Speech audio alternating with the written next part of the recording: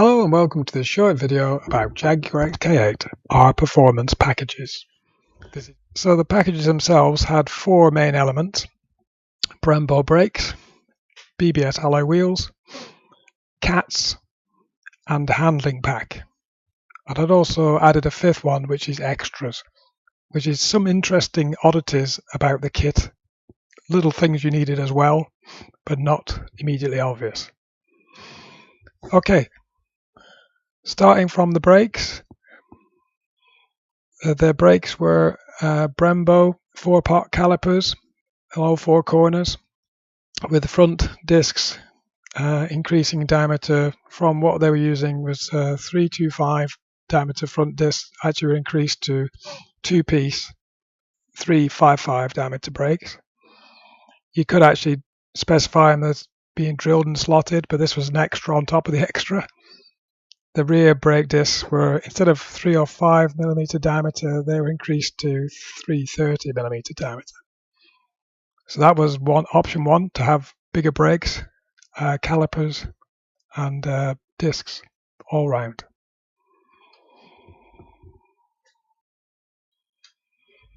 Okay, the second element was the BBS alloy wheels.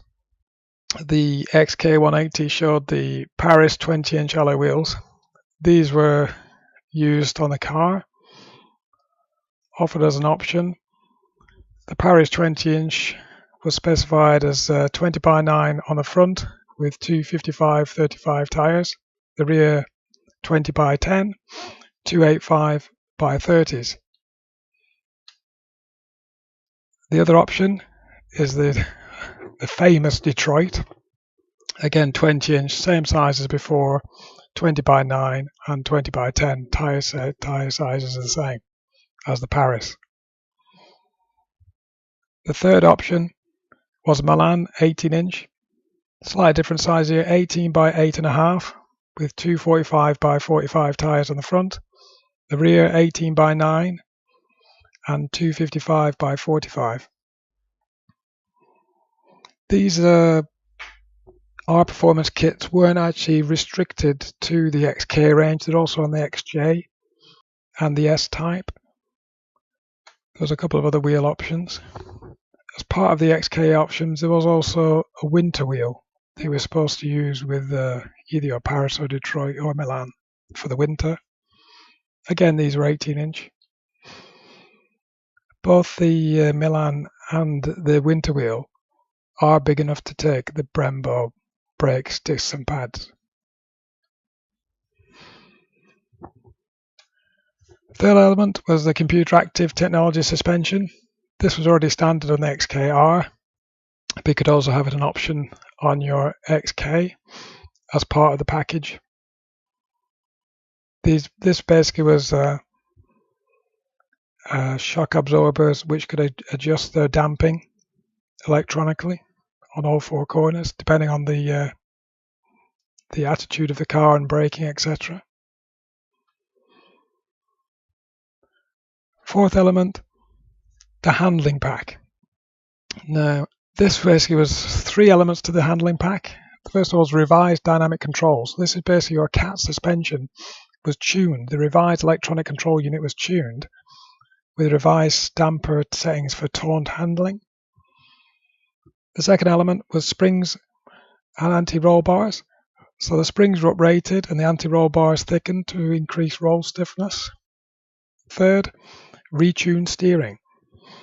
So that the steering, the retuned the variable ratio speed-sensitive steering system, giving a very direct feel and pinpoint accuracy.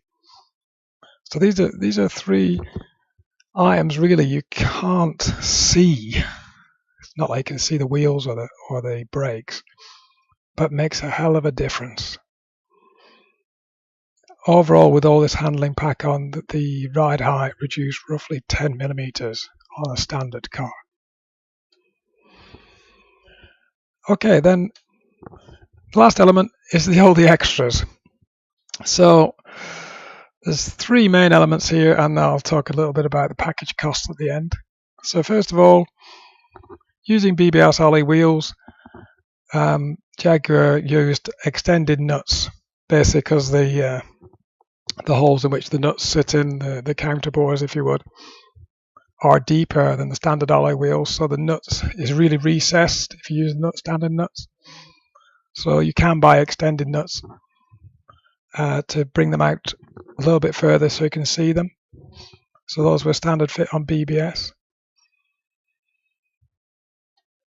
Secondly, wheel arch extensions. So as part of the R Performance pack, these little sort of rubber spats were added to help with the wheel being so wide at the rear, sticking out slightly from the arch.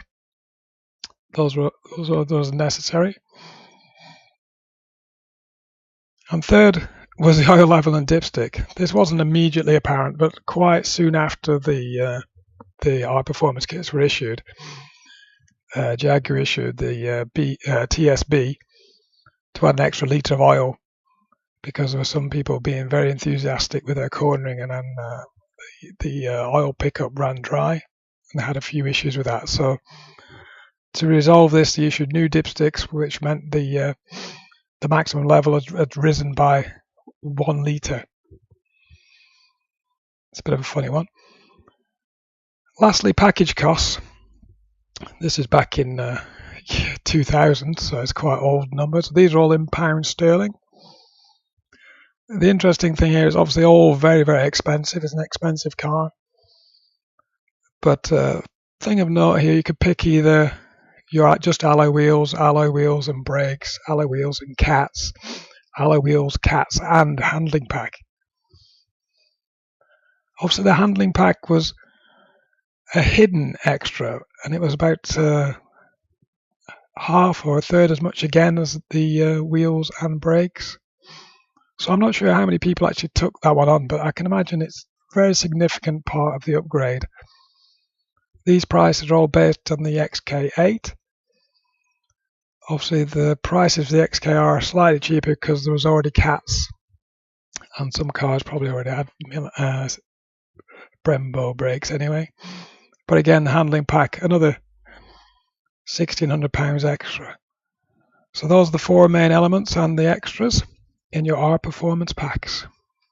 The R Performance packs first advertised on September 1999 for introduction in model year 2000 cars, fitted to the vehicles when ordered from the factory, and actually as an aftermarket dealer fit option in early 2000. The R Performance kit originates from the XK150 450 miles per hour concept roadster, which actually was the 50th anniversary of the XK120. It was a project, the first major project for the SVO team, or the Special Vehicle Operations team.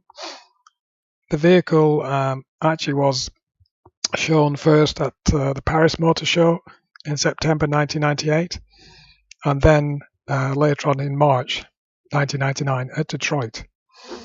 And those actually were the names used for the alloy wheels used in the package.